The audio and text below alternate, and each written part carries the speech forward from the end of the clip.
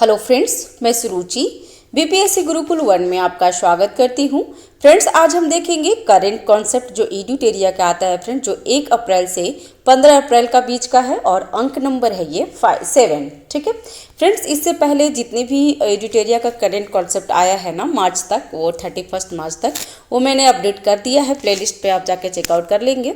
और आज का है करेंट जो 70वीं जो बीपीएससी निर्धारित किया गया है फ्रेंड्स, जो 30 सितंबर को होने वाला है उसके लिए। और आज है 1 से 15 अप्रैल 2024 तक का। ठीक है, अगर चैनल पे नए हैं तो चैनल को सब्सक्राइब कर लीजिए, जो कि बिल्कुल फ्री है। लाइक कीजिए, शेयर कीजिए। कोई त्रुटि रहती है तो कमेंट बॉक्स पे आप हमें बता सकते हैं। हमारा टेलीग्राम चैनल भी है, जो कि मैं डिस्क्रिप्शन में डाल दूंगी, तो वहाँ पे जाके जुड़ सकते हैं। फ्रेंड्स, आपको बता दूं कि इससे पहले टेस्ट सीरीज भी चल रहा है फ्रेंड्स, जिसमें आधार टेस्ट सीरीज जो एनसीईआरटी बेस्ड है, जो एडुटेरिया का ही है, और जुनून टेस्ट सीरीज, और साथ ही साथ परफेक्शन और इम्तिहान का भी टेस्ट सीरीज उसमें है फ्रेंड्स, तो आप जाके चेकआउट कर सकते हैं। और करंट अफेयर चल ही रहा है, साथ ही साथ घटना चक्र भी चल रहा है फ्रेंड्स, जिसमें ज्योग्राफी और हिस्ट्री का है, तो जाकर देख लेंगे। ठीक है, तो आज स्टार्ट करते हैं। पहला है वैकोम या वाइकोम सत्याग्रह। ये क्या है फ्रेंड्स, इसका स्रोत क्या है? द हिंदू स्रोत है। ठीक है, तो स्टार्ट करते हैं।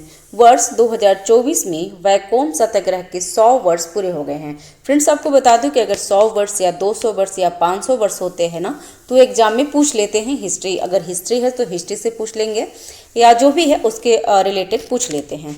तो वैकोम सत्याग्रह जो 100 वर्ष पूरे हो गए हैं, उसके उपलक्ष्य में केरल में और तमिलनाडु में के मुख्यमंत्रियों ने संयुक्त रूप से इसके शताब्दी समारोह का उद्घाटन किया है।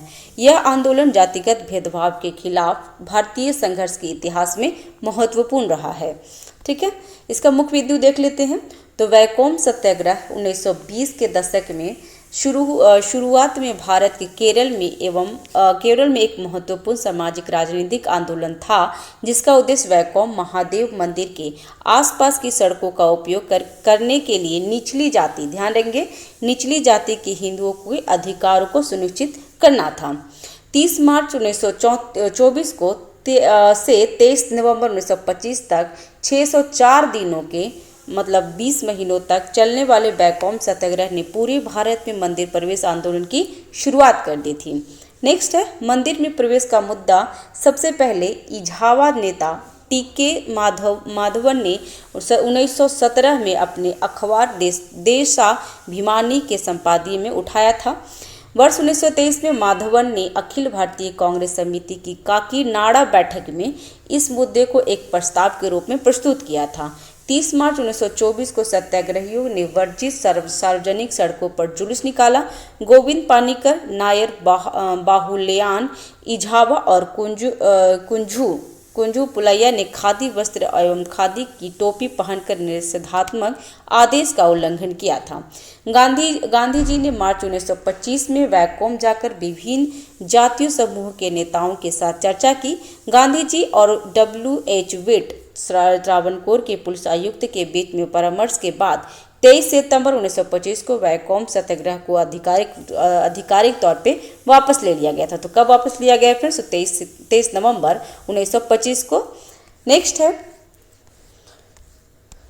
है कि इसका महत्व क्या है? तो यह त्रावणकोर में गांधी जी अहिंसात्मक विरोध का तरीका अपनाने वाला पहला आंदोलन था।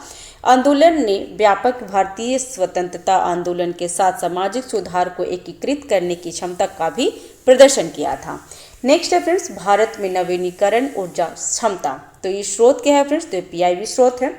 तो भारत दुनिया का तीसरा, ध्यान रखेंगे कैमा है ये फ्रेंड्स, तो तीसरा सबसे बड़ा ऊर्जा खपत वाला देश है। ठीक है, तो ये थोड़ी सी जोर देंगे फ्रेंड्स, ये कौन सा है? तो तीसरा है और ऊर्जा खपत वाला देश है। कौन सा? ये तो भारत है, हमारा भारत। ठीक है, भारत नवीकरणीय ऊर्जा स्थापित क्षमता में विश्व में चौथे स्थान पे है। तो भारत नवीकरणीय ऊर्जा स्थापित क्षमता में चौथे स्थान पे है, और सबसे बड़ा ऊर्जा खपत में भी तीसरे स्थान पे है। पवन ऊर्जा क्षमता में चौथे तथा सौर ऊर्जा क्षमता में 5वें स्थान पे है।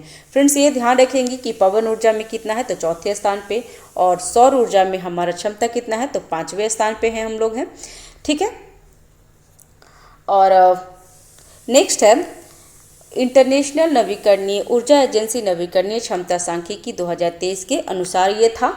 नेक्स्ट है आंकड़े। तो भारत की स्थापित गैर जीवाश्म ईंधन क्षमता पिछले 8.5 वर्षों में 396% बढ़ी है और 190.97 गीगावाट बड़े हाइड्रो और परमाणु सहित से अधिक है, जो देश की कुल क्षमता का लगभग 44% है और जो फरवरी में हुआ था, फरवरी तक है फ्रेंड्स। स्थापित सौर ऊर्जा क्षमता पिछले 9 वर्षों में 30 गुना बढ़ गई है और फरवरी 2024 तक 75.57 गीगावाट है। स्थापित पवन ऊर्जा क्षमता कितना है फ्रेंड्स? तो 45.15 गीगावाट हो गई है। बायोमास हो गया है कितना? तो 10.2 गीगावाट। लघु जल विद्युत तो 4.99 गीगावाट और बड़े हाइड्रो 46.92 गीगावाट है। अवशिष्ट से ऊर्जा 0.58 गीगावाट है। फ्रेंड्स, अगर आप मेंस एग्जाम देंगे ना तो इसमें ये सब भी आप पुट करेंगे तो बहुत ही अच्छा रहेगा, एग्जाम बहुत उठ के दिखेगा और मार्क्स बहुत आता है फ्रेंड्स। नेक्स्ट है भारत के प्रमुख निर्धारित लक्ष्य क्या है? तो भारत 2030 तक 500 गीगावाट नवीकरणीय ऊर्जा स्थापित करने की क्षमता विकसित करने का लक्ष्य निर्धारित किया है। तो फ्रेंड्स, ये जो लक्ष्य निर्धारित किया है ना वो ध्यान रखेंगे कि ये कब का है फ्रेंड्स? तो ये 2030 तक 500 गीगावाट नवीकरणीय ऊर्जा क्षमता स्थापित करने का लक्ष्य निर्धारित किया है। किसने? तो ये भारत ने। ठीक है फ्रेंड्स।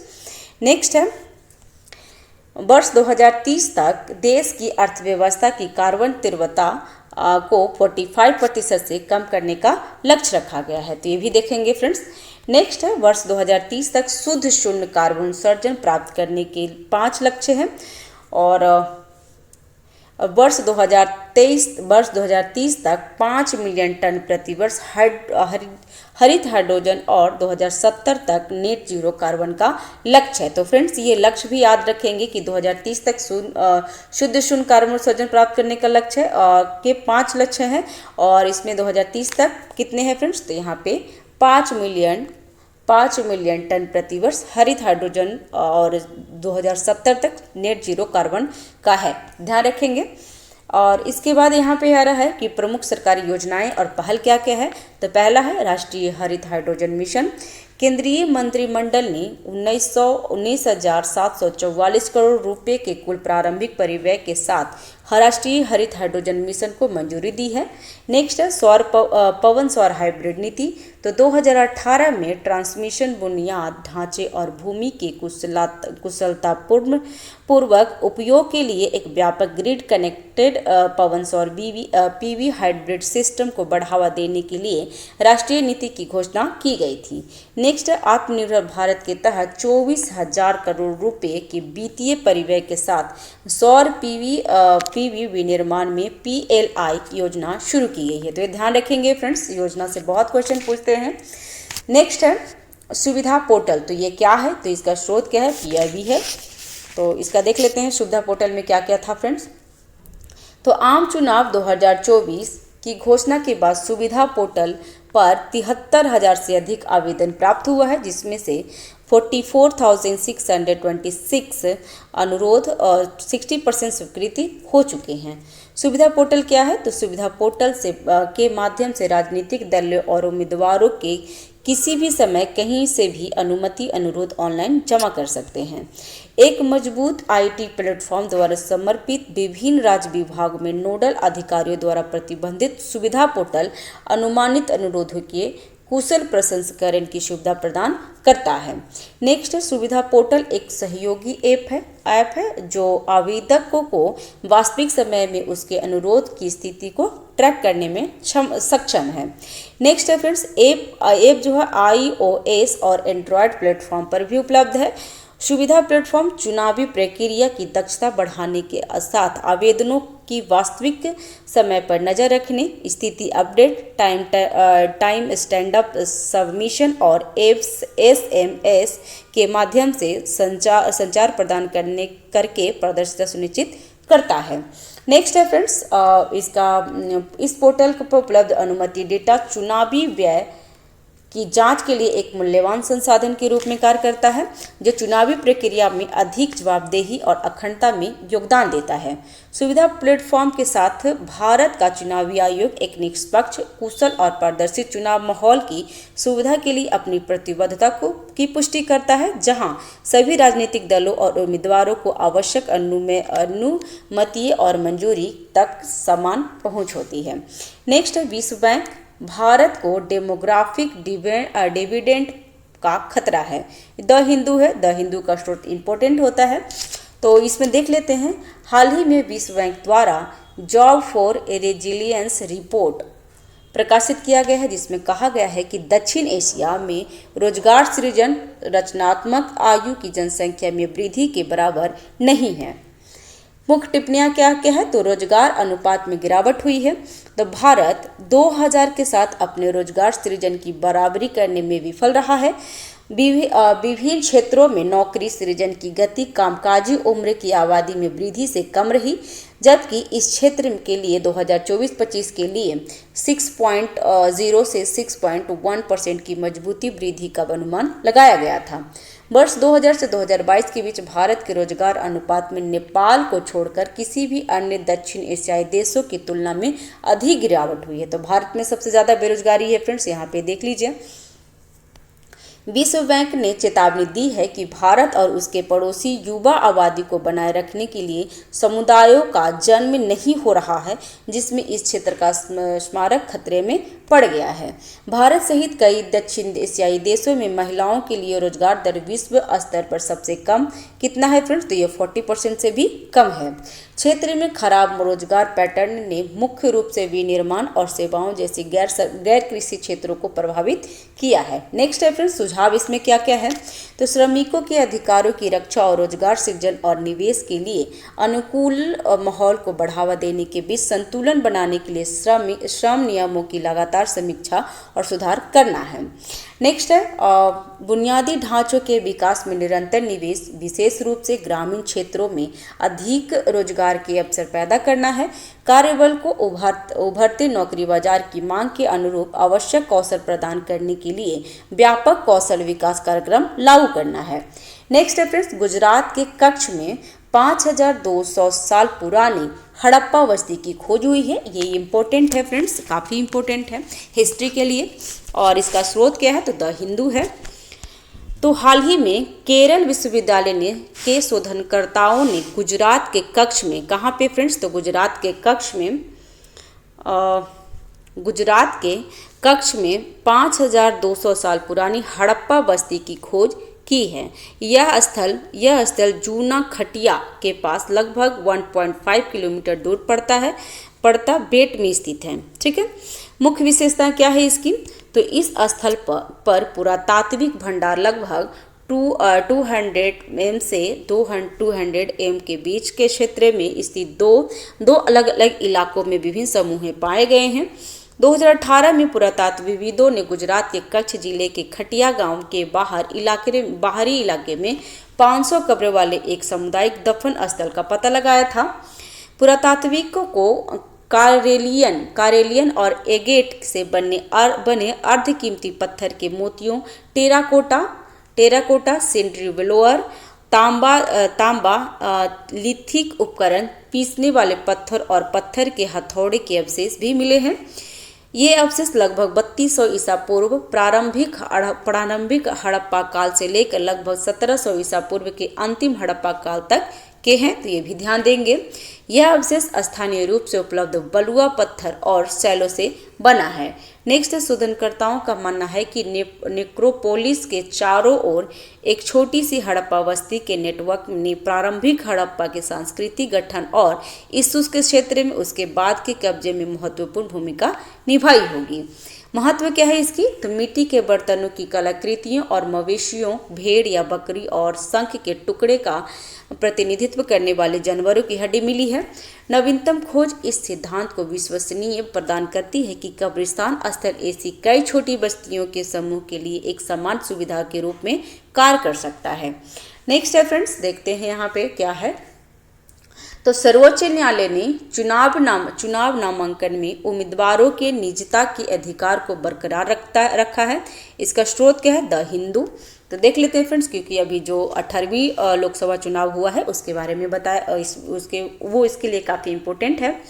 तो सर्वोच्च न्यायालय का हालिया फैसला चुनावी उम्मीदवारों के लिए निजता के अधिकार पर जोर देता है, जिसमें कहा गया है कि वे मतदाताओं को अपने व्यक्तिगत जीवन और संपत्ति के हर विवरण का खुलासा करने के लिए बाध्य नहीं कर सकता है।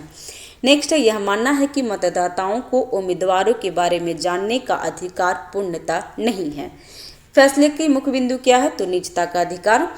उम्मीदवारों को मतदाताओं के गोपनीयता का अधिकार है और उन्हें उन व्यक्तिगत विवरणों का खुलासा करने की आवश्यकता नहीं है जो उनकी उम्मीदवारी के लिए अप्रासंगिक है या मतदाताओं के लिए कोई चिंता का विषय नहीं है।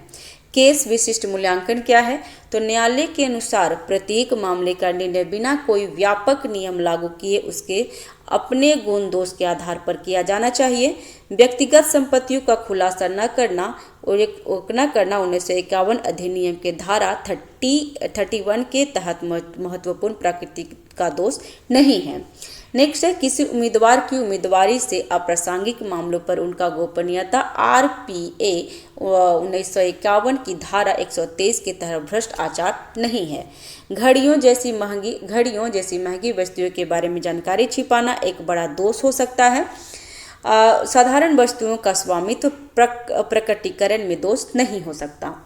महत्व क्या है? तो गोपनीयता की सुरक्षा। यह निर्णय उम्मीदवारों की निजता के अधिकार को बरकरार रखता है और मतदाताओं या चुनाव अधिकारों द्वारा उनके निजी जीवन में आवश्यक घुसपैठ को रोकता है। निर्णय यह सुनिश्चित करता है कि उम्मीदवारों की छोटी चूक या अप्रासंगिक विवरणों के लिए अनुचित रूप से दंडित नहीं किया जाएगा। ठीक है फ्रेंड्स, चुनावी प्रक्रिया में पारदर्शिता के महत्व की पुष्टि करते हुए हालिया निर्णय स्वीकार करता है कि मतदाताओं को पारदर्शिता और गोपनीयता के बीच आवश्यक जानकारी का अधिकार है। नेक्स्ट है फ्रेंड्स, वैश्विक हेपेटाइटिस रिपोर्ट 2024। जो स्रोत क्या है फ्रेंड्स? तो स्रोत द इंडियन एक्सप्रेस है। तो देख लेते हैं फ्रेंड्स, अगर चैनल पर नए हैं तो चैनल को सब्सक्राइब करके बेल आइकन दबा दीजिए, जो कि बिल्कुल फ्री है। लाइक कीजिए, शेयर कीजिए। फ्रेंड्स, हाल ही में विश्व बैंक द्वारा वैश्विक हेपेटाइटिस रिपोर्ट 2024 जारी की जाती है। तो ये फ्रेंड्स ध्यान देंगे कि विश्व हेपेटाइटिस रिपोर्ट किसके द्वारा जारी किया जाता है फ्रेंड्स? तो विश्व बैंक द्वारा। और 2022 में 3.5 करोड़ संक्रमणों के साथ चीन के बाद भारत हेपेटाइटिस बी और सी के मामले की दूसरी सबसे बड़ी संख्या है। तो हेपेटाइटिस के लिए फ्रेंड्स, हेपेटाइटिस बी और सी के लिए भारत क्या है? तो भारत चीन के बाद दूसरा स्थान पे है। ठीक है।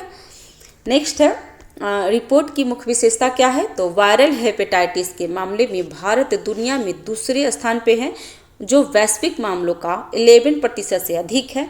वर्ष 2022 में भारत में 29 मिलियन मामले थे। दुनिया में हेपेटाइटिस सी के मौजूदगी मामलों 50 मिलियन लोगों में से है। भारत में 5.5 मिलियन मामले हैं, जो पाकिस्तान के 8.8 मिलियन मामले से थोड़ा पीछे है।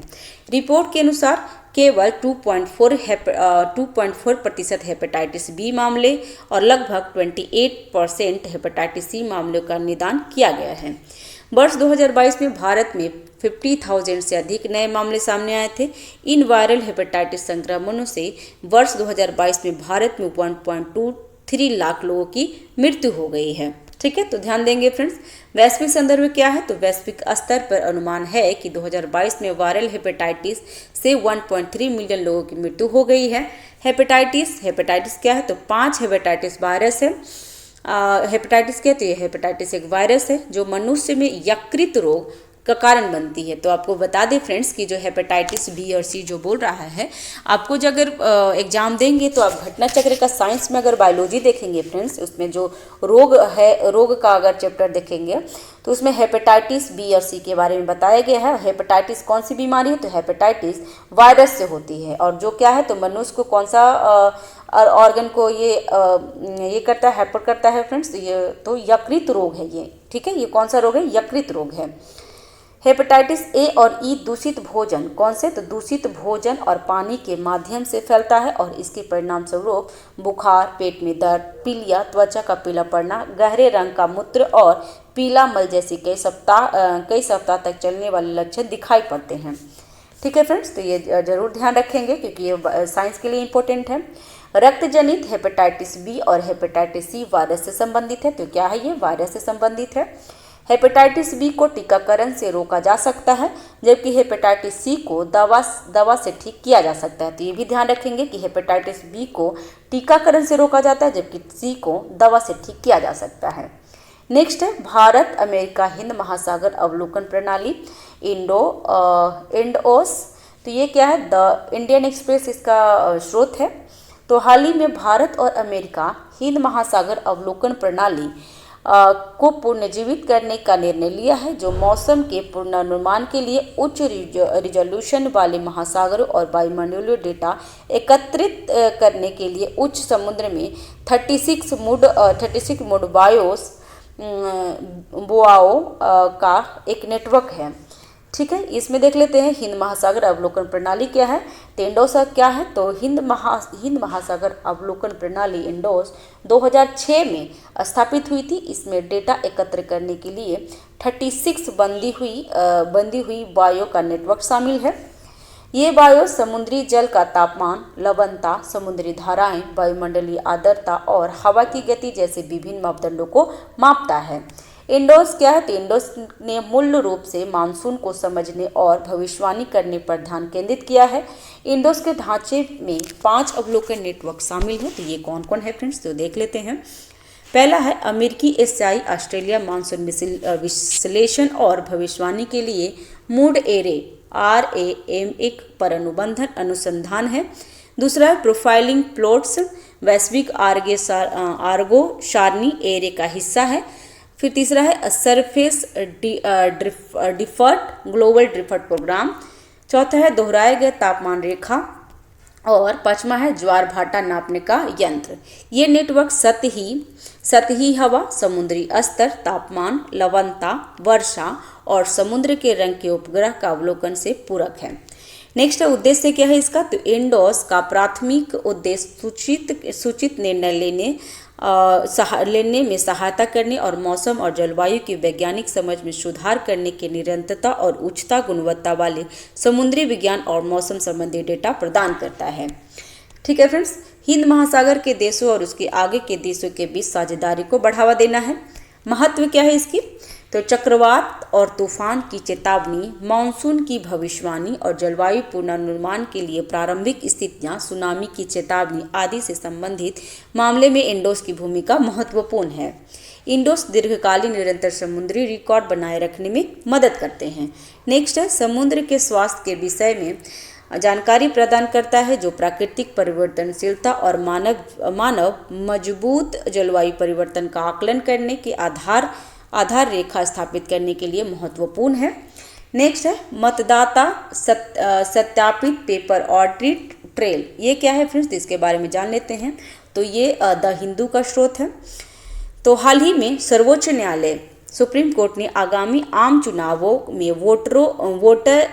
Voter verified paper audit trail, कौन सा है फ्रेंड्स, तो voter verified paper audit trail BVPAT परिचित पर्चियों के व्यापक सत्यापन की वकालत करने वाली याचिका को संबोधित करने का फैसला किया है।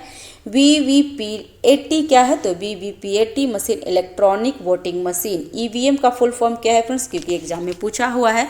तो EVM का full form electronic voting machine होता है कि मतपत्र इकाई से जुड़ी होती है और मतदाता की पसंद के साथ कागज की एक पर्ची प्रिंट करके मतदाता द्वारा डाले गए वोट का दृश्य सत्यापन प्रदान करती है। पर्ची 7 सेकेंड के लिए एक प्रदर्शित विंडो के माध्यम से खुला रहता है। इसके बाद यह मुद्रित पर्ची अपने आप कटकर वीवीपैट के सीलबंद ड्रॉप बॉक्स में गिर जाता है। वीवीपैट मशीनों के ड्रॉप बॉक्स में रखी पर्चियों का उपयोग करके EVM के परिणामों को सत्यापित किया जा सकता है। भारत में इसे पहली बार 2014 में लोकसभा चुनाव में पेश किया गया था।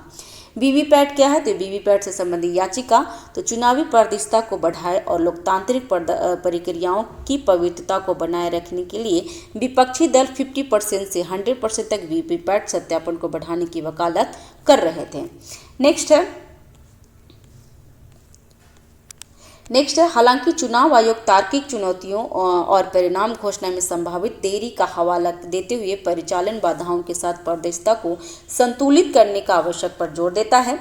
ईवीएम और वीपैट से जुड़ी समस्याएं क्या होती है, तो 2019 के आम चुनाव और कई अन्य विधानसभा चुनाव में वीपैट की नमूना गिनती से पता चला है कि वीवीपैट की पूर्ण गणना और ईवीएम की गिनती के बीच बहुत कम बेमेल है। सुझाव क्या है, तो सुझाव है मशीन ऑडिट। तो ईवीएम की मतपत्र इकाई में दर्ज वोटों और वीवीपैट में मुद्रित पर्चियों के अलावा निष्पादित किए जाने वाले सभी आदेशों को एक मशीन ऑडिट रोल सिस्टम में बनाए रखता है। मौजूदा मशीनों को अपग्रेड किया जाना चाहिए। दूसरा है प्रांतों के आकार के आधार पर सांख्यिकीय रूप से अधिक महत्वपूर्ण बनाने के लिए पूर्ण गणना नमूने में वृद्धि करने की आवश्यकता है, विशेषकर जहां जीत का अंतर कम है। ठीक है फ्रेंड्स, नेक्स्ट है ग्लोबल फॉरेस्ट वॉच रिपोर्ट। इसका है द इंडियन एक्सप्रेस का स्रोत है फ्रेंड्स। तो देख लेते हैं। Global forest watch monitoring project के नवीनतम आंकड़ों के अनुसार वर्ष 2000 के बाद भारत में 2.33 मिलियन हेक्टेयर वृक्ष क्षेत्र कम हो गए हैं, जो इस अवधि के दौरान 6% से कमी की बराबर है। कितना? 6% से कमी की बराबर है।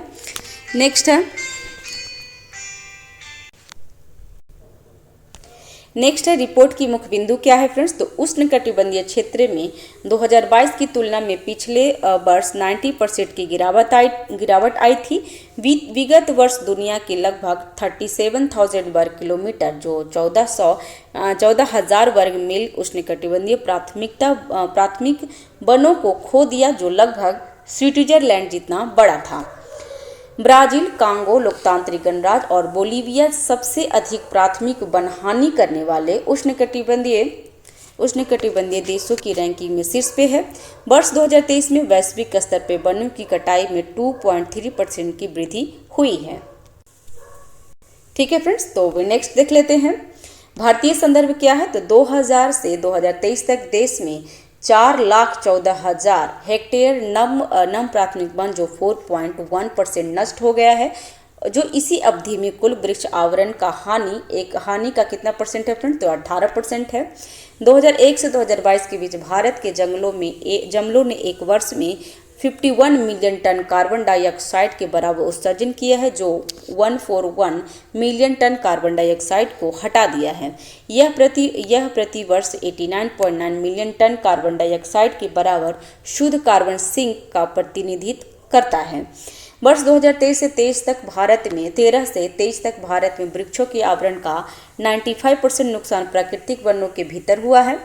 2001 से 2023 के बीच कुल वृक्ष आवरण हानि 60% नुकसान 5 राज्यों में हुआ है। ये राज्य कौन से हैं फ्रेंड्स, तो सबसे ज़्यादा असम में हुआ है, फिर मिजोरम, अरुणाचल प्रदेश, नागालैंड और मणिपुर, ये 7 सिस्टर में ही हुआ है फ्रेंड्स, तो ध्यान देंगे। ग्लोबल फॉरेस्ट वॉच क्या है, तो ये उपग्रह डेटा और अन्य स्रोतों का उपयोग करके वास्तविक समय में वैश्विक वनों की निगरानी करने के लिए एक ओपन सोर्स वेब एप्लीकेशन है। ठीक है, यह वाशिंगटन स्थित गैर लाभकारी अनुसंधान संगठन वर्ल्ड रिसोर्स इंस्टीट्यूट की एक परियोजना है। यह किसी को भी कस्टम मानचित्र बनाने, वन रुझानों का विश्लेषण करने, अलर्ट की सदस्यता लेने या अपने स्थानीय क्षेत्र या पूरी दुनिया के लिए डेटा डाउनलोड करने में सक्षम बनाता है। नेक्स्ट है पहली बार घर में मतदान की सुविधा। ठीक है, पहली बार घर में मतदान की सुविधा, इसका स्रोत है PIB। तो भारत के चुनाव आयोग ने पहली बार 2024 के लोकसभा चुनाव में बुजुर्गों और दिव्यांग व्यक्तियों के लिए घर से मतदान की सुविधा प्रदान की है। मुख्य बिंदु क्या है इसका, तो 85 वर्ष से अधिक, ध्यान रखेंगे कभी ये हमारे टेस्ट में एक में आ चुका है कि कितनी वर्ष के से अधिक के लिए घर में जो मतदान की सुविधा दी गई है, तो 85 वर्ष से अधिक आयु के लिए। ठीक है, ध्यान रखेंगे फ्रेंड्स कि मतदाताओं और 40% बेंचमार्क विकलांगता वाले दिव्यांग व्यक्ति पीडब्ल्यूडी वैकल्पिक घर से मतदान की सुविधा का लाभ उठा सकते हैं। देश भर में 85% आयु वाले 81 लाख से अधिक मतदाता ने और 90 लाख से अधिक दिव्यांग मतदाता पंजीकृत हैं। नेक्स्ट है फ्रेंड्स, नेक्स्ट है घर पर मतदाता का प्रावधान एक प्रगतिशील उपाय है जिसका उद्देश्य उन मतदाताओं को सशक्त बनाना है जिन्हें मतदान केंद्रों पर चुनावी प्रक्रिया में भाग लेने में बाधाओं का सामना करना पड़ता है। प्रक्रिया क्या था इसका? तो चुनाव अधिसूचना के 5 दिनों के भीतर पात्र मतदाताओं को फॉर्म 12D भरकर रिटर्निंग अधिकारी को जमा करना होगा। दिव्यांग मतदाता अपने आवेदन के साथ एक आधारभूत विकलांगता प्रमाण पत्र जमा करते हैं। नेक्स्ट है बूथ लेवल ऑफिसर। तो आवश्यक दस्तावेज पूरे होने के बाद मतदाता के निवास स्थान से फॉर्म 12D प्राप्त करने के लिए जिम्मेदार होता है। मतदाता अधिकारियों की एक समर्पित टीम सुरक्षा अधिकारियों के साथ मतदाता के घर जाकर उनके वोट एकत्रित करते हैं। ठीक है, इसका महत्व क्या है फ्रेंड्स? तो यह पहल चुनावी प्रक्रिया को बेहतर बनाने के लिए, प्रौद्योगिकी का लाभ उठाने के लिए ECI समर्पण को रेखांकित करता है। डिजिटल नोटिफिकेशन से लेकर वीडियोग्राफी की तैनाती तक अभिनव समाधानों का समावेशन पात्र व्यक्तियों के लिए एक सहज और पारदर्शिता मतदाता अनुभव की सुविधा प्रदान करता है। नेक्स्ट है फ्रेंड्स TSAT 1A क्या है ये? तो द हिंदू का सोर्स है, तो देख लेते हैं। हाल ही में Tata advance system limited TASL ने SpaceX के फाल्कन 9 रॉकेट द्वारा अपने sub metre resolution optical satellite TSAT 1A को अंतरिक्ष में सफलतापूर्वक स्थापित करने की घोषणा की है। ध्यान रखेंगे मुख्य बिंदु क्या है इसकी फ्रेंड्स। तो इस उपग्रह को अमेरिका के कहाँ? तो फ्लोरिडा स्थित कैनेडी स्पेस सेंटर वेडवेगन 1 मिशन के हिस्से के रूप में एरोस्पेस के फाल्कन 9 रॉकेट्स के जरिए प्रक्षेपित किया गया है। इसका निर्माण Tata advance system limited TLSL द्वारा लाइटिंग अमेरिका कंपनी सैटेलॉजिक इंक के सहयोग से किया है। यह पृथ्वी की निगरानी करने वाला भारत का पहली निजी उपग्रह है, तो ये ध्यान रखेंगे। मुख्य विशेषता क्या है TSAT का? तो TSAT 1A सब मीटर रिजोल्यूशन के साथ उच्च रिजोल्यूशन ऑप्टिकल उपग्रह चित्र प्रदान करने में सक्षम होगा। यह मल्टी स्पेक्ट्रल और हाइपर स्पेक्ट्रल इमेजिंग क्षमताओं से लैस होगा। इसका वजन 50 किलोग्राम से कम है और इसे पृथ्वी की निचली कक्षा में स्थापित किया गया है। इसकी महत्व क्या है फ्रेंड्स? तो यह 1 मीटर प्रति पिक्सल से कम परिशुद्ध के साथ उच्च रिजोल्यूशन इमेजिंग प्रदान करता है जो सैन्य रक्षा अनुप्रयोगों के लिए उपयुक्त है। इस उपग्रह का उपयोग भारतीय रक्षा बलों द्वारा गोपनीयता जानकारी एकत्र करने के लिए किया जा सकता है। उपग्रह का उद्देश्य भारतीय निगरानी क्षमता को बढ़ाना और महत्वपूर्ण डेटा के लिए विदेशी उपग्रहों पर निर्भरता को कम करता है। ठीक है फ्रेंड्स, और नेक्स्ट देख रहे हैं हम लोग सेवी शिकायत निवारण प्रणाली। जो स्रोत क्या है? द हिंदू स्रोत है। तो हाल ही में सेवी शिकायत निवारण प्रणाली का नया संस्करण लॉन्च किया है। मुख्य बिंदु क्या है इसका? तो सोर्स का मुख्य बिंदु क्या है फ्रेंड्स? SCORES का नया संस्करण ऑटो रूटिंग ऑटो एस्केलेशन नामित निकाय द्वारा निगरानी और समय सीमा में कमी के माध्यम से प्रक्रिया को और अधिक कुशल बनाकर प्रतिभूत बाजार में निवेश शिकायत निवारण तंत्र को मजबूत करना है। ठीक है, नेक्स्ट देख लेते हैं फ्रेंड्स कि SCORES 2.0 में निवेशकों की शिकायतों के निवारण के लिए कम से कम और एक समान समय सीमा होगी जो शिकायत प्राप्त होने की तिथि से 21 कैलेंडर दिन का है। ठीक है, शिकायतों की प्रवाह में यदि कोई समय चूक हो तो उसे समाप्त करने के लिए शिकायतों को संबंधी विनिमय इकाई तक स्वतः भेजने की सुविधा प्रदान की जाएगी। ठीक है। सेबी शिकायत निवारण प्रणाली स्कोर में क्या है, तो सेबी स्कोर्स भारतीय प्रतिभूति और विनिमय बोर्ड सेबी की एक वेब आधारित केंद्रीकृत शिकायत निवारण प्रणाली है। सेबी के बारे में जान लेते हैं फ्रेंड्स। तो सेबी का 12 अप्रैल 1992 को स्थापित सेबी का एक वैधानिक निकाय है। तो ये भी एग्जाम में आता है फ्रेंड्स कि सेबी की किसी में देखे होंगे कि जैसे 4 कंपनी का नाम दे देता है और पूछ देता है कि कब स्थापित हुई है। तो सेबी कब स्थापित हुई है फ्रेंड्स, तो देख लेंगे यहाँ पे 12 अप्रैल 1992 को स्थापित सेबी एक वैधानिक निकाय है जो भारतीय प्रतिभूति और विनिमय बोर्ड अधिनियम 1992 द्वारा शासित किया गया। ये क्या है, तो वैधानिक निकाय है फ्रेंड्स। सेबी एक विधायी और अर्ध न्यायिक निकाय के रूप में कार्य करता है जिसके पास विनियमों का मसौदा तैयार करने, जांच करने, निर्णय जारी करने और दंड लगाने की शक्तियां होती हैं। सेबी का प्राथमिक उद्देश्य क्या है फ्रेंड्स, तो प्रतिभूति बाजार में भारतीय निवेशकों के हितों की रक्षा करना है। नेक्स्ट है friends Hurun global unicorn index 2024। इसका सोर्स क्या है फ्रेंड्स, द इंडियन एक्सप्रेस। तो Hurun research institute global unicorn index 2024 जारी करता है और रिपोर्ट के अनुसार भारत का स्टार्टअप इकोसिस्टम धीमा हुआ है तथा 2017 के बाद पहली बार भारत में यूनिकॉर्न की संख्या में गिरावट आई है। तो ये भी ध्यान रखेंगे फ्रेंड्स। मुख्य बिंदु क्या है इसकी, तो वर्ष 2023 में भारत में यूनिकॉर्न की संख्या कितनी थी, वर्ष 2023 में माफ़ कीजिएगा, वर्ष 2023 में भारत में यूनिकॉर्न की संख्या 67 थी, जो वर्ष 2022 में यूनिकॉर्न की संख्या 68 से एक कम है। ठीक है, जो इसकी वजह से कम हो गया है।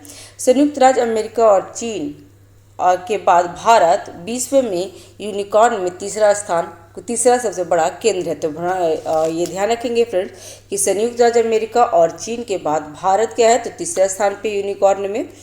ठीक है, 703 यूनिकॉर्न के साथ अमेरिका इस सूची में शीर्ष स्थान पे है, जबकि 340 यूनिकॉर्न के साथ चीन इसमें दूसरे सूची पे है। ठीक है, नेक्स्ट है शहर के हिसाब से बेंगलुरु 32 यूनिकॉर्न के साथ 7वें स्थान पे है और मुंबई 14 यूनिकॉर्न के साथ 19वें स्थान पे है। नोट में क्या है, तो यूनिकॉर्न वे स्टार्टअप है जिसका मूल्य कम से कम $1 अरब। ये ध्यान रखेंगे फ्रेंड्स क्योंकि एग्जाम में किसी एग्जाम में बीपीएससी में ही किसी 67 या 68 में ये मैंने देखा था फ्रेंड्स, मुझे कंफर्म याद नहीं है कि इसमें पूछा था कि यूनिकॉर्न बनने के लिए कितना पैसे की ज़रूरत होती है या फिर ऐसे करके कुछ क्वेश्चन रहते हैं।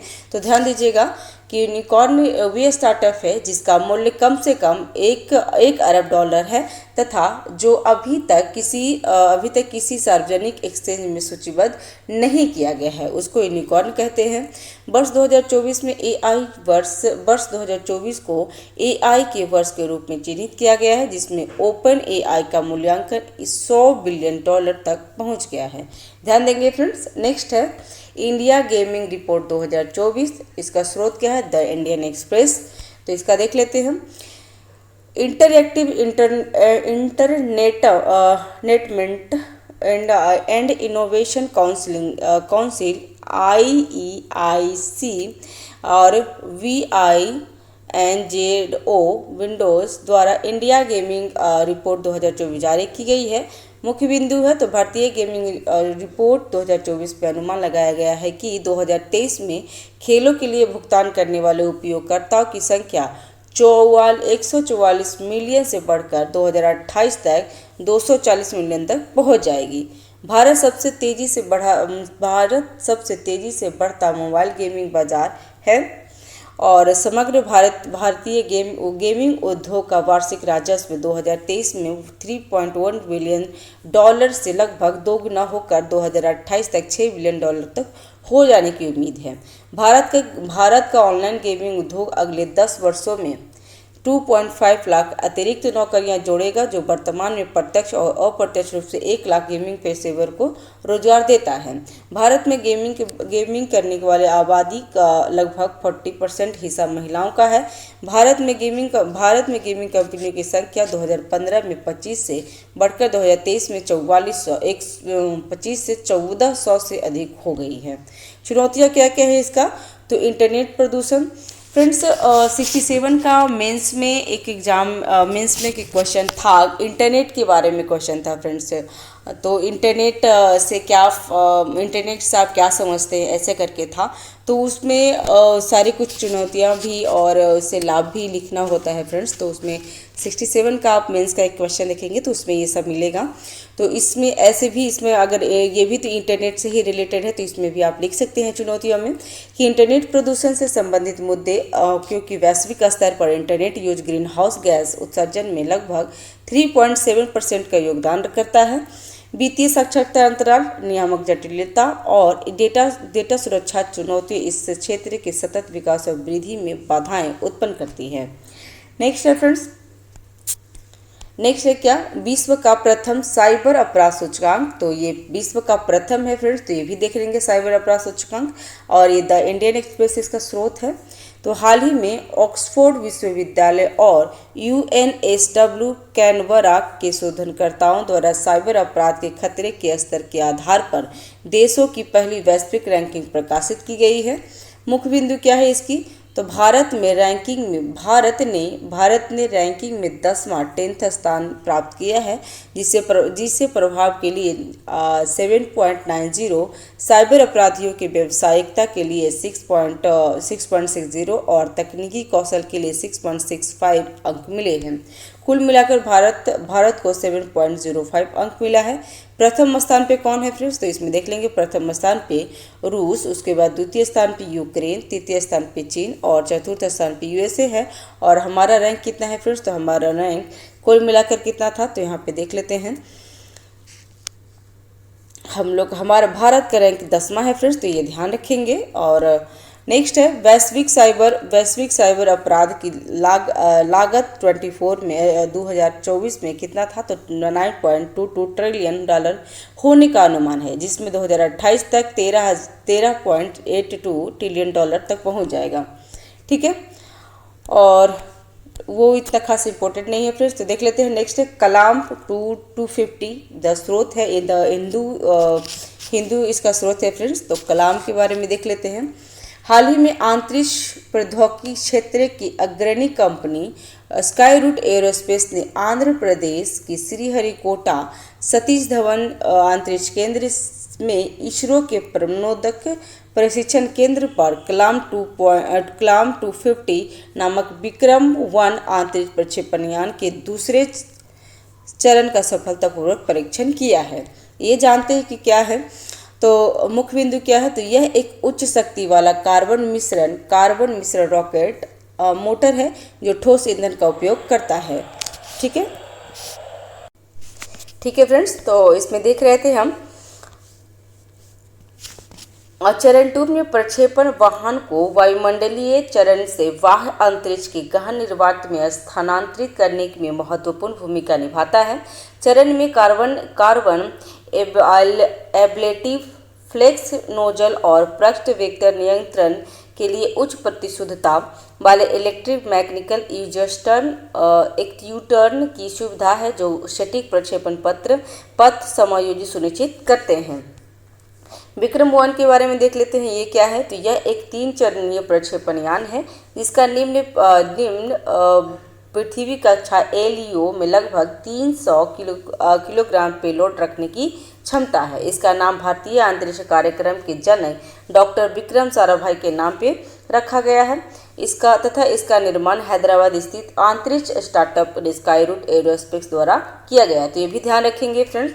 नेक्स्ट यह पूर्णतः कार्बन फाइबर से निर्मित बॉडी है और 3D प्रिंटेड लिक्विड इंजन के साथ उन्नत प्रौद्योगिकी को प्रदर्शित करता है, जो अनेक उपग्रह को कक्षा में स्थापित करने में सक्षम है।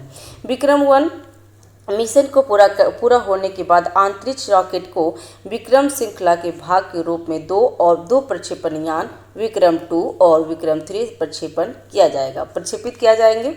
तो देख लेंगे। नेक्स्ट है फ्रेंड्स सी डोम रक्षा प्रणाली, ये भी देख लेंगे फ्रेंड्स। तो इसका स्रोत क्या है? तो इसका स्रोत है द हिंदू, और ये इजराइल ने किया है, तो ये भी ध्यान रखेंगे। तो इजराइल ने पहली बार सी डोम नामक अपने जहाज पर लगे रक्षा तंत्र को तैनात किया है, जो सी डोम आयरन डोम वायु रक्षा प्रणाली का नौसैनिक संस्करण है, जिसका उपयोग रॉकेट और मिसाइल हमलों से बचाव के लिए किया जाता है। ठीक है, इसका मुख्य बिंदु क्या है? तो सी डोम राफेल एडवांस डिफेंस सिस्टम और इजराइल एरोस्पेस इंडस्ट्रीज द्वारा विकसित एक भूमि आधारित रक्षा प्रणाली है। सी डोम को समर्पित रडार की आवश्यकता नहीं होती है और तथा यह खतरों को पता लगाने और उन पर नज़र रखने के लिए जहाज के निगरानी रडार का उपयोग करता है। सी डोम में समुद्र में खतरों का पता लगाने और उन पर नज़र रखने के लिए TAMIR इंटरसेप्टर और एक मॉड्यूल वर्टिकल लॉन्च यूनिट क्या है? तो VLU और एक कमांड एंड कंट्रोल C2 घटक का उपयोग करता है। इससे कम दूरी के रॉकेट, तोपखाने और मोटार्स के साथ विमान, हेलीकॉप्टर और मानव रहित वाहनों UAV को 65 किलोमीटर दूरी तक रोकने का और नष्ट करने के लिए डिजाइन किया गया है। तो ये ध्यान रखेंगे सी डोम किसने बनाया है फ्रेंड्स? तो इजराइल ने बनाया है, तो इतना ध्यान रखिएगा PT के लिए। नेक्स्ट है तालिबान विस्थापित हिंदुओं और सिखों को संपत्ति वापस करेगा। द टाइम्स ऑफ इंडिया है, तो इसका देख लेते हैं। हाल ही में ताइवान शासन ने अफगानिस्तान में हिंदू और सिख अल्पसंख्यक के भूमि अधिकारों को बहाल करने के लिए कदम उठाया है, जो एक महत्वपूर्ण नीतिगत बदलाव है। मुख्य बिंदु क्या है? तो तालिबान प्रशासन हिंदू और सिख समुदाय के संपत्ति के अधिकार को वापस दिलाने के लिए एक आयोग का गठन किया है।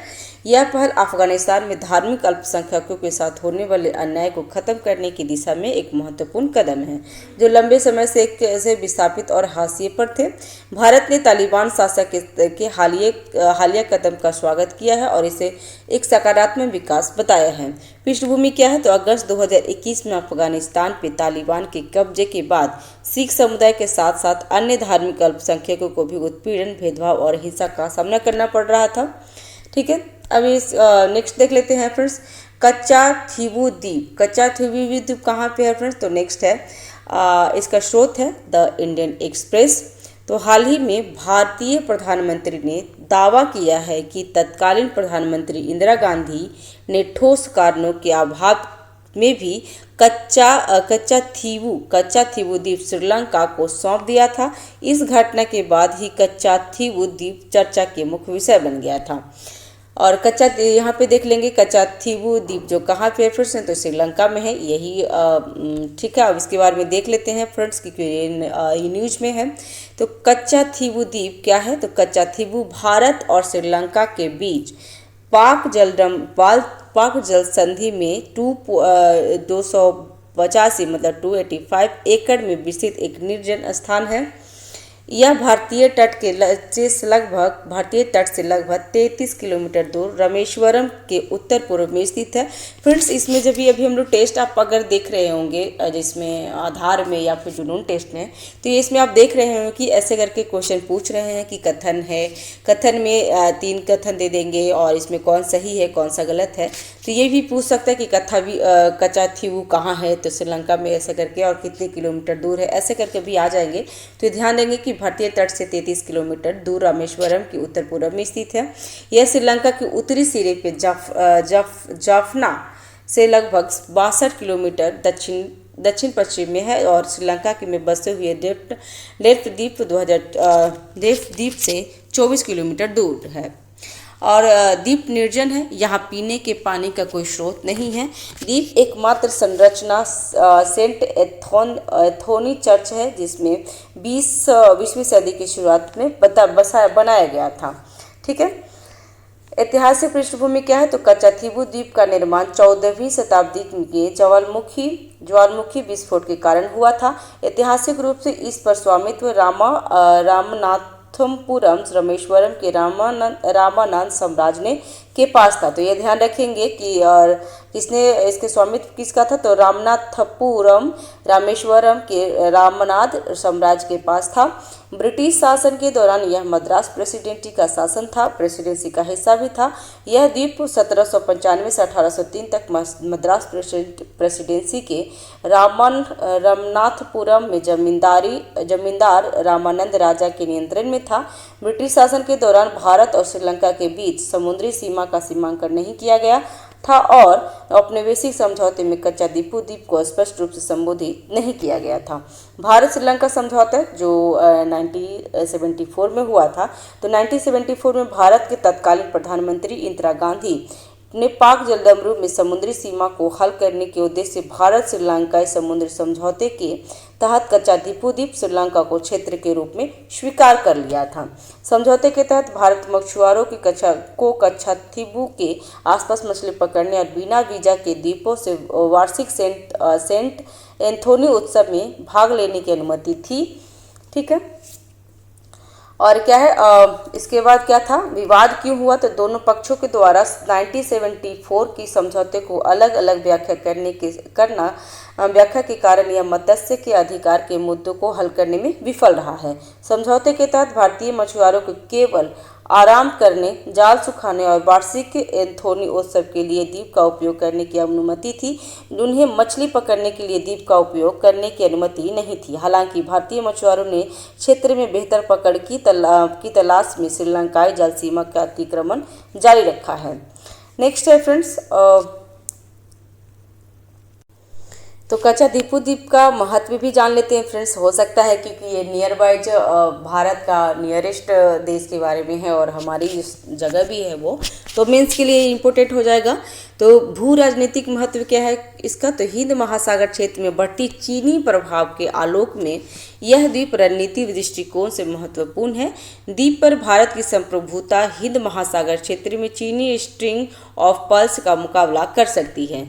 नेक्स्ट है आर्थिक महत्व क्या है इसका, तो कच्चा द्वीप के आसपास का क्षेत्र मछली पकड़ने के दृष्टिकोण से समृद्ध है, जो इसे दोनों देशों के मछुआरों के लिए अत्यधिक मूल्यवान बनाता है।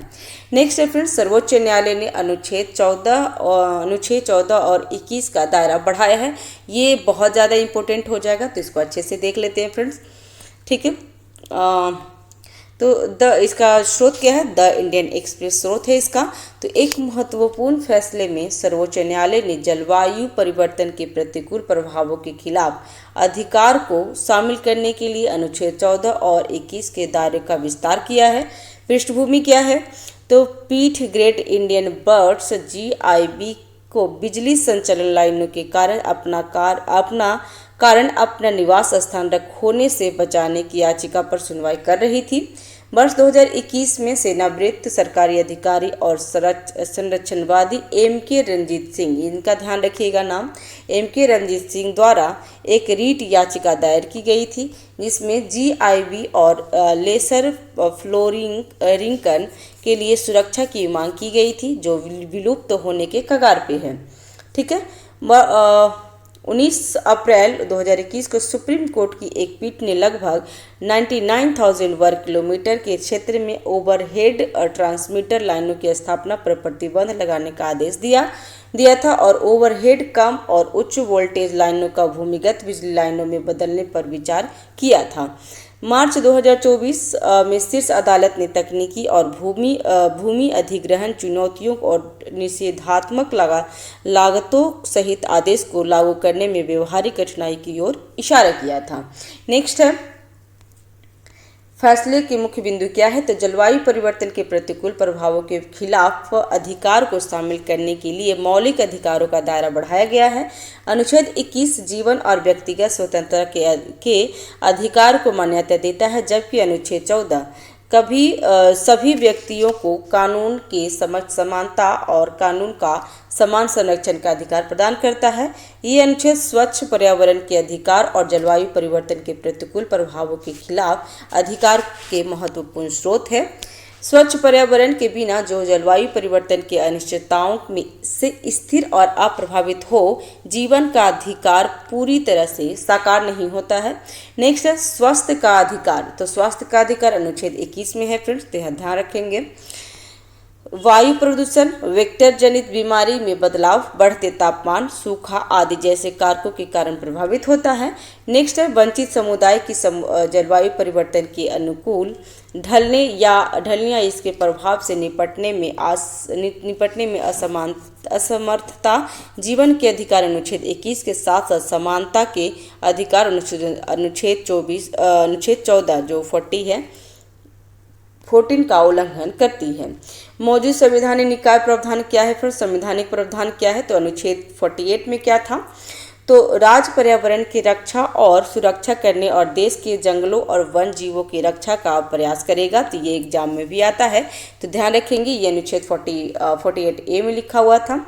51A में क्या है? खंड जी में क्या है? तो जंगलों, झीलों, नदियों और वनजीवों सहित प्राकृतिक पर्यावरण की रक्षा और सुरक्षा करना और जीवित प्रणालियों के प्रति दया रखना भारत के प्रत्येक नागरिक का कर्तव्य होगा। तो पहले तो ये जानेंगे कि अनुच्छेद 51A क्या है। तो 51A मौलिक कर्तव्य के बारे में है, उसके खंड जी में ऐसे कुछ लिखे हुए हैं। हालांकि ये संविधान का न्याय संगत प्रावधान नहीं है, तो ये भी यहाँ पे लिखा हुआ है। महत्व देख लेते हैं। तो निर्णय में विभिन्न समुदाय पर जलवायु परिवर्तन के बहुमुखी प्रभाव के कार्य को पहचान कर पर्यावरण जलवायु न्याय को मजबूत करेगा। नागरिकों के जलवायु परिवर्तन के प्रतिकूल प्रभाव से मुक्त होने का अधिकार है कि सर्वोच्च न्यायालय की मान्यता संवैधानिक सुरक्षा का विस्तार करती है और पर्यावरणीय न्याय को मजबूत करती है।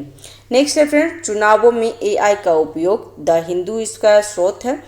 तो हाल ही में प्रधानमंत्री विभिन्न भाषाई समूहों तक पहुंच बढ़ाने के प्रयास में उनके राजनीतिक दल ने लोकसभा चुनाव में से पूर्व उनकी भाषणों का 8 अलग अलग भाषाओं में अनुवाद करने के लिए आर्टिफिशियल इंटेलिजेंस का उपयोग किया है, जिसे भारत का पहला AI चुनाव माना जा रहा है। कृत्रिम बुद्धिमत्ता के व्यापक अनुप्रयोग से चुनाव के लगभग हर पहलू में बदलाव आने की संभावना है।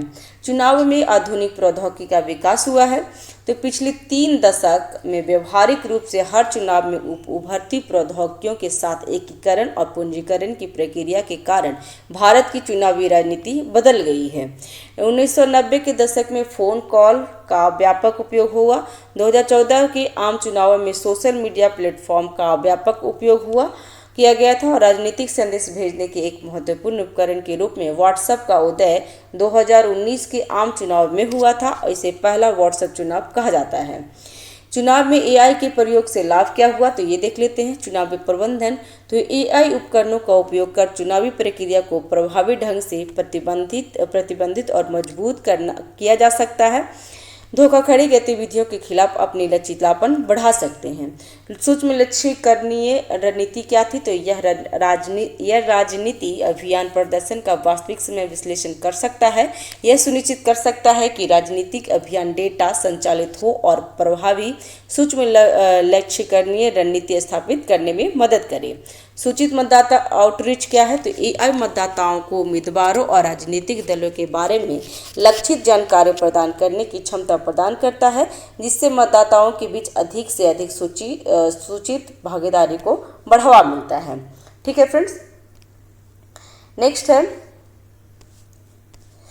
है फ्रेंड्स POEM 3 इसरो का जीरो ऑर्बिट ड्रिब्यूस मील का पत्थर हो गया है। इसका स्रोत क्या है? तो द हिंदू। तो PSLV कक्षीय प्रायोगिक मॉड्यूल है, मॉड्यूल 3 POEM 3 के बारे में जान लेते हैं। तो 1 जनवरी 2024 एग्जाम के लिए काफ़ी इंपॉर्टेंट है फ्रेंड्स, ध्यान देंगे। 1 जनवरी 2024 को लॉन्च किए गए पोएम 3 ने PSLV से 58 वाहन के खर्च के लिए P54 चरण का उपयोग किया है, जिसमें शुरुआत में एक्सपोसेट लॉन्च किया गया है। तो ध्यान रखेंगे कि ये कब हुआ है फ्रेंड्स? तो ये हुआ है 1 जनवरी 2024 को और पोएम 3 और कहाँ से लॉन्च किया गया? तो PSLV से 58 से। तो ये फ्रेंड पहले ये ध्यान देंगे, एक्सपोसेट शुरुआत किए हैं। सभी उपग्रहों को उनकी वांछित कक्षाओं में स्थापित करने में प्राथमिक मिशन को पूरा करने के बाद PSLV के टर्मिनल चैनल को 3 अक्षीय स्थित प्लेटफॉर्म पोएम 3 में बदल दिया गया है। चरण को 650 किलोमीटर से 350 किलोमीटर तक डी ऑर्बिट किया गया है, जिसमें शीघ्र पुनः प्रवेश की सुविधा मिली है। नवविकसित स्वदेशी प्रणाली पर प्रौद्योगिकी प्रदर्शन और वैज्ञानिक प्रयोग करने के लिए पोएम 3 को कुल 9 विभिन्न प्रयोगात्मक पेलोड के साथ कॉन्फ़िगर किया गया है। नेक्स्ट देख लेते हैं पोएम रॉकेट के चौथे चरण के ईंधन टैंक पर लगे और पैनलों का लिथियम आयन बैटरी द्वारा संचालित किया जाएगा। इसमें हीलियम नियंत्रण थ्रस्ट के साथ साथ इसकी ऊंचाई को स्थिर करने के लिए एक नेविगेशन मार्गदर्शन और नियंत्रण प्रणाली भी है, तो ध्यान देंगे। NGS प्रणाली में 4 सन सेंसर, एक मैग्नोमीटर और जाइस्कोप है और यह नेविगेशन के लिए इसरो NAVIC उपग्रह समूह से बात करता है। पोएम में ग्राउंड स्टेशन के साथ संचार करने के लिए एक दूरसंचार प्रणाली भी है। महत्व क्या है इसकी, तो मलबे का न्यूनीकरण। पोएम 3 के पृथ्वी के वायुमंडल में नियंत्रित पुनः प्रवेश में PSLV रॉकेट के चौथे संस्करण के सुरक्षित निपटान को सुनिश्चित करने और अंतरिक्ष मलबे के जोखिम को प्रभावी ढंग से कम करना है।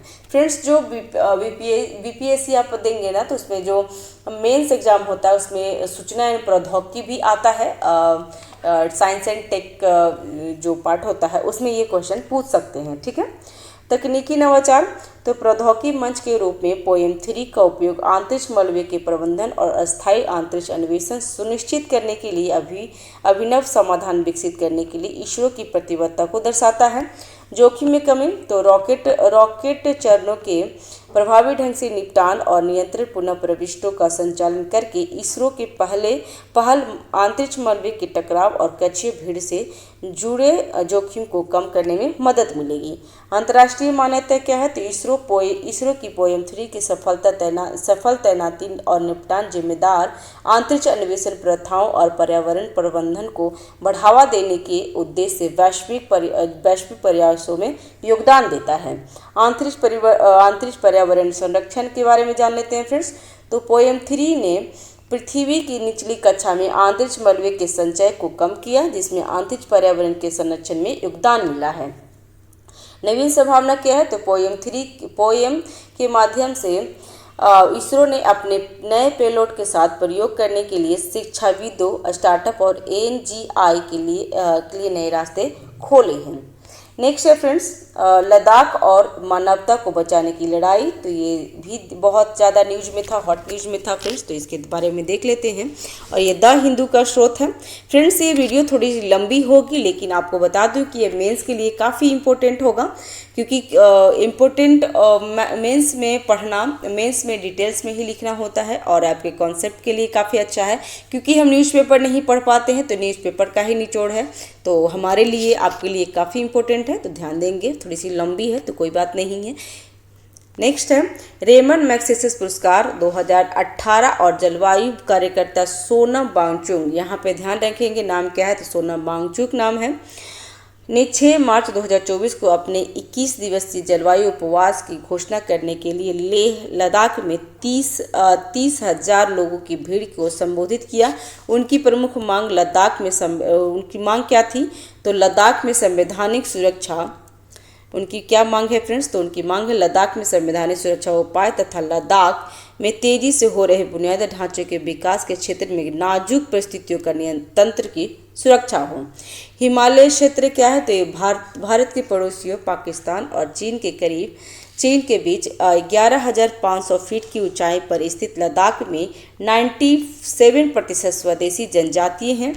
हिमालय क्षेत्र में लगभग 15,000 ग्लेशियर है, जिन्हें अक्सर तीसरा ध्रुव भी कहा जाता है। ये ग्लेशियर सिंधु, गंगा और ब्रह्मपुत्र में पिघला हुआ पानी छोड़कर जल विज्ञान प्रक्रिया का एक महत्वपूर्ण हिस्सा भी है। लद्दाख में अवसंरचना निर्माण में तेजी, तो 2008 में केंद्र ने जलवायु परिवर्तन पर राष्ट्रीय कार्य योजना NAPCC के तहत 8 मिशन शुरू किए। National mission for sustaining the Himalaya ecosystem का मुख्य उद्देश्य क्या था? तो जलवायु परिवर्तन के प्रति हिमालय क्षेत्र की संवेदनशीलता का वैज्ञानिक रूप से आकलन करना था और हिमालय परिस्थितियों तंत्र की स्वस्थ स्थिति का लगातार आकलन करने की क्षमता विकसित करना था। समस्याएं क्या है? तो जलवायु परिवर्तन और पर्यावरणीय प्रभाव। तो जलवायु परिवर्तन का हिमालय क्षेत्र पर हानिकारक प्रभाव पड़ता है, जिसमें बाढ़, सूखा, भूस्खलन और ग्रीन हाउस गैसों और प्रदूषण का उत्सर्जन शामिल है। स्वदेशी आजीविका क्या है? तो अधिकांश लद्दाख में स्वदेशी जनजाति निवास करती है जो परंपरागत जीवन जीते हैं और वे मुख्यतः कृषि और पशुपालन पर ही निर्भर हैं। नेक्स्ट है बुनियादी ढांचा परियोजना क्या है? तो इसमें पुलों का निर्माण, सड़कों का चौड़ीकरण, सुरंगें, रेलवे लाइन, मेगा सौर परियोजना, एक अत्याधुनिक हवाई अड्डा, टर्मिनल और पर्यटन को बढ़ावा देने के लिए सड़क किनारे सुविधा शामिल है। हालांकि इन विकासों ने हिमालय क्षेत्र के पारिस्थितिकी तंत्र और इसके जैविक विविधता में नाजुक संतुलन को बिगाड़ दिया है। राजनीतिक समस्या क्या है? तो जम्मू कश्मीर पुनर्गठन अधिनियम के माध्यम से लद्दाख को केंद्र शासित क्षेत्र घोषित किया गया है। यूटी में लेह और कारगिल दो हिल काउंसिल हैं, लेकिन कोई भी छठी अनुसूची के अंतर्गत नहीं है। ठीक है, तो ये भी ध्यान रखेंगे, इसके लिए भी राजनीतिक समस्या है। नेक्स्ट है उनकी शक्तियाँ कुछ स्थानीय करों और जैसे पार्किंग शुल्क और केंद्र द्वारा निहित भूमि के आवंटन और उपयोग को संग्रह तक सीमित है। भूमि घटित आपदाएं, पूर्व घटित आपदाएं क्या है? तो 2010 के बाद हिमालय क्षेत्र में कई आपदाएं आई हैं जिसमें जीवन और आजीविका की हानि हुई है। भारत के सर्वोच्च न्यायालय द्वारा गठित विशेष समिति ने सुझाव दिया है कि अधिकारियों को 4 धाम हिमालय मंदिर, केदारनाथ, बद्रीनाथ, यमुनोत्री और गंगोत्री में जाने वाले तीर्थयात्रियों की संख्या को वहन क्षमता तक ही सीमित करना चाहिए। ठीक है, नेक्स्ट है बेहतर शिक्षा के लिए ASER 2023 का रिपोर्ट हुआ है। रिपोर्ट देख लेते हैं। द हिंदू इसका स्रोत है फ्रेंड्स। तो जनवरी के मध्य में जारी शिक्षा वार्षिक रिपोर्ट 2023 भारत के शैक्षिक परिदृश्य में महत्वपूर्ण अंतर्दृष्टि प्रदान करती है। रिपोर्ट किशोरों और युवाओं के बीच मूलभूत सीखने के कौशल का एक चिंताजनक अवलोकन प्रस्तुत करती है, जो शिक्षा में महत्वपूर्ण अंतराल और सुधार अवसरों की ओर ध्यान आकर्षित करती है। ASI रिपोर्ट 2023 में क्या है? तो सर्वेक्षण क्या हुआ है? तो राज्यों के 28 ग्रामीण जिलों में आयोजित किया गया है, जो जिला स्तर के 14 से 18 वर्ष के बच्चों की गतिविधियां, क्षमताओं और आकांक्षाओं के बारे में जानकारी प्रदान करता है। नेक्स्ट है कुल मिलाकर 14 से 18 वर्ष के 86.8% बच्चे किसी शैक्षणिक स्थान में नामांकित है। विज्ञान, प्रौद्योगिकी, इंजीनियरिंग और गणित स्ट्रीम पुरुषों में कितना है? तो 36.3% की तुलना में महिलाएं कम है फ्रेंड्स। इसमें कितना है महिलाएं? तो 28.1% नामांकित है। लगभग 25% युवा अपनी क्षेत्रीय भाषा में कक्षा स्तर 2 का पाठधारा प्रवाह नहीं कर पाते हैं। केवल 53.3% अंग्रेजी में वाक्य पढ़ सकते हैं और उनमें से लगभग 3/4 उनके अर्थ समझते हैं। सभी युवाओं में लगभग 90% पास घर में स्मार्टफोन है और 19.8% महिलाओं की तुलना में 43.7% पुरुषों के पास अपना स्मार्टफोन भी है। 14 से 18 आयु के लोग 50% से अधिक छात्रों को प्राथमिक विभाजन की समस्याओं का सामना करना पड़ रहा है। शिक्षा की वार्षिक स्थिति क्या है? तो ASR एक वार्षिक नागरिक नेतृत्व वाला घरेलू सर्वेक्षण है, जिसका उद्देश्य यह समझना है कि ग्रामीण भारत में बच्चे स्कूल में नामांकित हैं या नहीं और क्या वे सीख सकते हैं। ASIR 2005 से प्रत्येक वर्ष भारत के सभी ग्रामीण जिलों में आयोजित किया जाता है। यह भारत की सबसे बड़ा नागरिक नेतृत्व वाला सर्वेक्षण है। ठीक है, नेक्स्ट देख लेते हैं। नेक्स्ट इसमें क्या था फ्रेंड्स? तो सबसे खराब प्रदर्शन किसने किया है? जिम्मेदार कारक कौन है? तो प्राथमिक ग्रेड में मूलभूत कौशल की कमी, बच्चों के लिए बाद की कक्षाओं में मूलभूत कौशल का हासिल करना बेहद मुश्किल हो सकता है यदि उन्होंने इसे अपनी प्राथमिक कक्षा में हासिल नहीं किया है। उपहास का सामना भी करना पड़ता है। अक्षरों का पहचानना या सरल शब्दों को डिकोड करना अधिकांश लोगों के सामने बड़ी चुनौतियां नहीं है, हालांकि अक्सर उसका उपहास किया जाता है, इसलिए इसमें कई बच्चे पढ़ने से नफरत करने लगे हैं।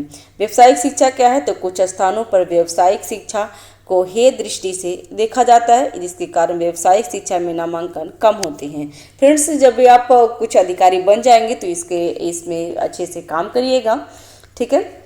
तो ठीक है फ्रेंड्स, इस वीडियो में बस इतना तक रखते हैं। नेक्स्ट वीडियो में हम देख लेंगे राष्ट्रीय घटनाक्रम और इसमें राष्ट्रीय, अंतर्राष्ट्रीय और बिहार विशेष और विविध आ जाएंगे, ठीक है। जो 1 से 15 अप्रैल का वीडियो है फ्रेंड्स, उसमें 2 वीडियो बनते हैं जो बहुत लॉन्ग होते हैं। एक आपका न्यूज़पेपर का निचोड़ रहता है और दूसरा राष्ट्रीय अंतर्राष्ट्रीय रहता है फ्रेंड्स, ठीक है। तो चैनल पे नए हैं तो चैनल को सब्सक्राइब कर लीजिएगा। Thanks for watching, have a nice day, keep watching, keep learning, thank you.